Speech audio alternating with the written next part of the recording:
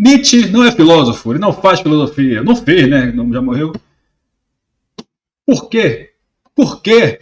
Cheguei de pé na porta e soco na cara, já falando que Nietzsche não é filósofo, não faz filosofia. Por quê? Primeiro vamos falar quem sou eu. Sou Felipe Araújo Neto, um cara mais chato do mundo.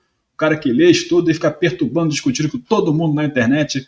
Você já pode ter discutido comigo no Facebook, nem lembra, não sabe. Você pode discutir comigo no WhatsApp, você me conhece. Porque, geralmente é o que eu faço, eu fico perturbando as pessoas. E agora eu vou perturbar Nietzsche e seus fãs, né? Nietzsche, quem foi Nietzsche? Nietzsche foi um filósofo, filólogo, né? Filólogo é quem estuda a língua, a formação da língua. Crítico cultural, o pessoal fala muito que crítico, né, é incompetente, né, mas é diferente. Crítico é quem faz análises com base em critérios, não é o cara que critica. O próprio nome crítica, o nome crítico, tem uma conotação diferente da real, né? Na maioria da sociedade hoje, então a maioria das pessoas hoje considera crítica sempre falar mal, não é exatamente isso. Crítica é analisar com base em critérios. Ele também foi poeta e compositor prussiano. A Prússia, que foi uma das nações que compuseram a Alemanha. Na sua unificação, ele viveu no século XIX. Atualmente, onde ele nasceu é a Alemanha. Ele escreveu vários textos criticando a religião, a moral, a cultura contemporânea, a filosofia e a ciência, exibindo certa predileção por metáfora, ironia e aforismo. Os livros importantes dele foram, né, Assim Falou Zaratustra, ou Assim Falava Zaratustra, em algumas traduções, Et Homo, O Anticristo, entre outros tantos, Vontade de Potência. O Nietzsche é um cara meio agressivo, né? Ele vem trazendo uma visão mais agressiva à filosofia. A versão é uma coisa mais desafiadora mesmo, né? E assim, né, vamos colocar aqui essa participação aqui muito importante, né, do nosso amigo. Qual é o nome dele mesmo?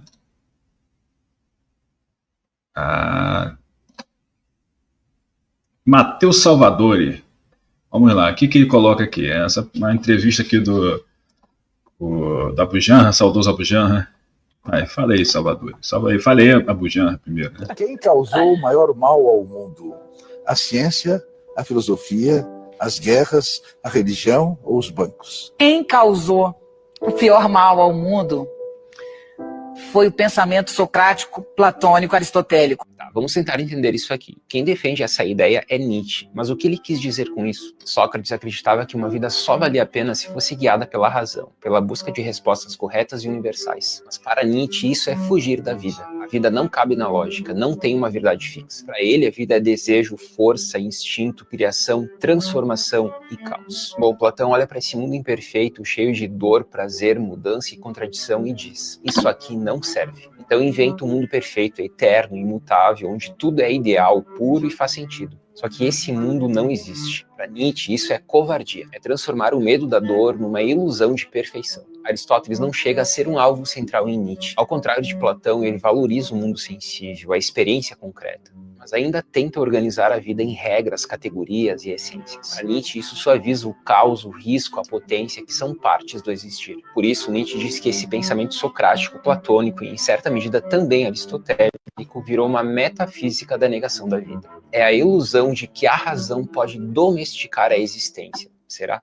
Quem causou o maior... A filosofia... Então vamos analisar por que a minha crítica... A crítica do Nietzsche aqui, ó. Primeiro momento aqui. Espera aí, Abujanra, sua participação foi muito importante, Deus o tenha. Mas vamos à crítica do Nietzsche. O pensamento socrático, platônico, aristotélico. Tá, vamos tentar entender isso aqui. Primeiramente, porque chamar um pensamento socrático, platônico e aristotélico é um exagero muito grande, porque embora esses três filósofos, três pensadores tenham sido um pilar mais importante, né, os três pilares mais importantes da filosofia helênica, greco-ocidental, greco-romana, eles tiveram, né, de certa forma, como ele vem falar aqui no Salvador, ele vem falar assim no final do vídeo, né, que o Aristóteles não chega a ser um alvo para Nietzsche, exatamente porque a filosofia aristotélica ela é bem contraditória em relação à platônica, né, e Platão acaba desenvolvendo muito a sua filosofia de forma diferente das críticas de Sócrates. Então, é por isso que são colocados os três, né? Você não poderia falar só Sócrates, mas incluir nesse mesmo bolo, nessa mesma mãozada aí, Aristóteles com Platão, embora tenham sido mestre e discípulo, colocar algumas coisas, juntar muitas coisas que não estejam, né, dentro da sua ótica. É como se você estivesse olhando para dois pontos equidistantes e para você os dois estão à mesma distância de você, então logo são duas coisas que estão do mesmo lado, quando na verdade um está olhando para você e para o outro ponto também de forma equidistante. Imagine um triângulo equilátero e você está numa ponta, Aristóteles está numa ponta e Platão com Sócrates está na outra. Então não é exatamente a mesma coisa, é bem diferente a perspectiva aristotélica, que é da prática, né, e platônica, que é da ideia, da idealização. Não estou fazendo críticas ao Mateus Salvador, tá? Até porque ele não falou nada, só explicou. Quem defende essa ideia é Nietzsche, mas o que ele quis dizer com isso? Sócrates acreditava que uma vida só valia a pena se fosse guiada pela razão. E aí, no caso, ele tem toda a razão, né? Perdão, um trocadilho. Porque nós somos seres racionais, então precisamos usar a razão. A negação da razão torna algo irracional, torna uma coisa animalesca. Se você nega a razão, você está fazendo exatamente o contrário do que deveria fazer o filósofo, que filosofia vem do grego antigo lá, que é amar o saber. Então, se você, ao contrário, nega a razão, você não está amando o saber, você não é filósofo. Você é antifilósofo. Então, Nietzsche seria, assim como escreveu antes, é um antifilósofo. Ele é contra a filosofia. Filosofia é exatamente a busca pela sabedoria através da razão.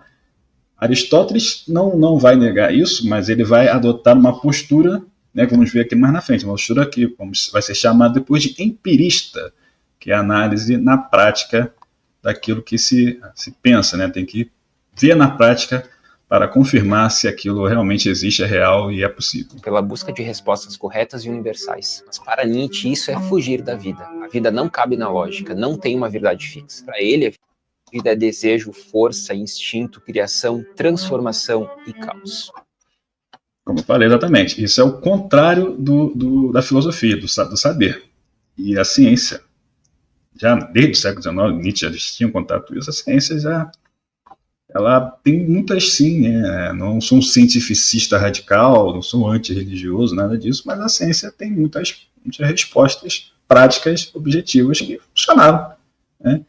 Então, a vida, através da razão, ela tem, sim, subsídios para o seu desenvolvimento, né, de certa forma, não super 100% controlado, mas de certa forma, sim, de controle, de método, de planejamento, né, não só vontade, aquele negócio, né, a vida é só vontade, não tem razão nenhuma, então, né, vamos, né, baixar as calças e fazer nossa necessidade no meio da rua na frente de todo mundo, né, só vontade? Não, tem que ter razão, a razão controla, a vontade é a vontade que a gente tem de fazer a necessidade, a razão é que controla e faz a gente ir até o banheiro fazer, para não atrapalhar a vida das outras pessoas, né.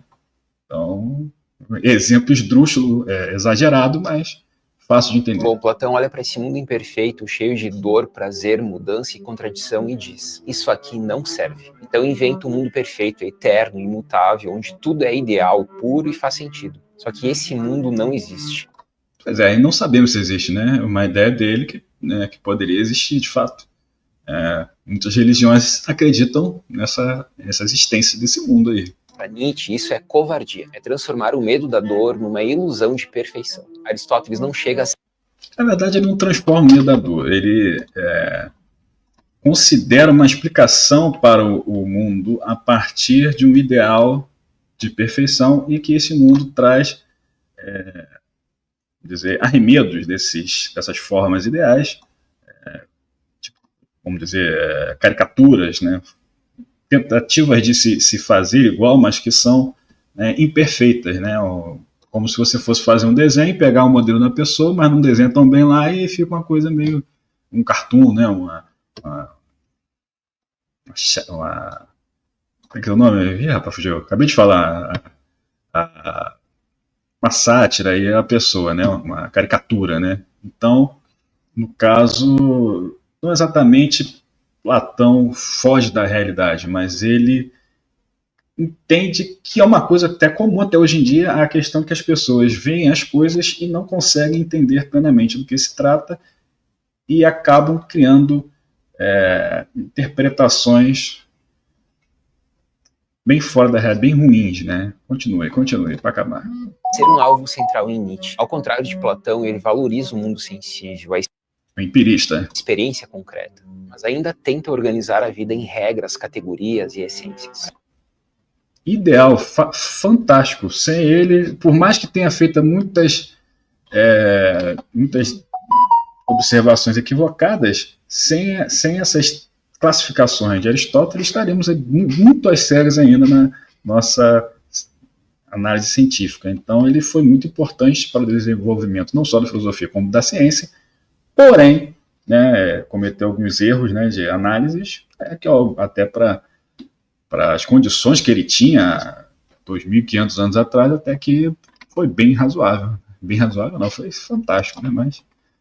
E aí o Nietzsche vem contestar essas classificações, né, porque quer tornar o caos. Se ele quer tornar o caos, então, em vez de vir à luz da razão, ele quer ir para a escuridão do caos. Então podemos dizer que Nietzsche é um antifilósofo, não é filósofo, é um antifilósofo. É a crítica à filosofia. É crítico, né, tem que ser os critérios, mas não podemos chamá-lo de filósofo. Para Nietzsche, isso suaviza o caos, o risco, a potência, que são partes do existir. Por isso, Nietzsche diz que esse pensamento socrático, platônico e, em certa medida, também aristotélico, virou uma metafísica da negação da vida. É dado o contrário, eu acho que a vida tem sim seus lados imponderáveis, mas não tem como dizer que isso é negação da vida, ao contrário. A negação da vida é simplesmente agir. Se você tem o poder para agir e agir, você está, né, colocando em risco vidas e vidas. Então, a vida tem sim seu lado caótico, mas se você usar da razão, você pode ter algum desenvolvimento, um planejamento, alguma satisfação muito maior do que simplesmente sair fazendo qualquer coisa a qualquer momento, segundo a sua própria vontade. É a ilusão de que a razão pode domesticar a existência. Será? Quem causou o maior... Então, a razão pode sim trazer muitos benefícios. Hoje em dia o pessoal está sendo crítico da razão, né? Crítico sem critério, né? Falando mal, né, da razão gratuitamente, porque quer fazer as coisas na base da força, né? Tem muito isso, opinião pública aí perdendo espaço. Então é uma crítica da crítica aqui, para que a gente volte a tentar usar a razão ao invés da emoção, do sentimento e da gritaria, né? A gente vai fazer as coisas na gritaria, junta, né? Os grupos de WhatsApp, né, que o pessoal junta, isso não funciona muito comigo, não. Eu discuto todo mundo do mesmo jeito. As pessoas não querem usar a razão, pô. Querem nitigiar. Só que Nietzsche, pelo menos, era um cara anti-razão, mas é inteligente. A gente vê muita gente aí, oligofrênica aí, tentando negar a razão, eu só posso chamar de burro. Então é isso aí. Se você concorda comigo, parabéns. Se você discorda, você está errado. Muito obrigado, gente. Valeu. Para quem assistiu até o final, se inscreve aqui no canal, deixa o like legal. Valeu.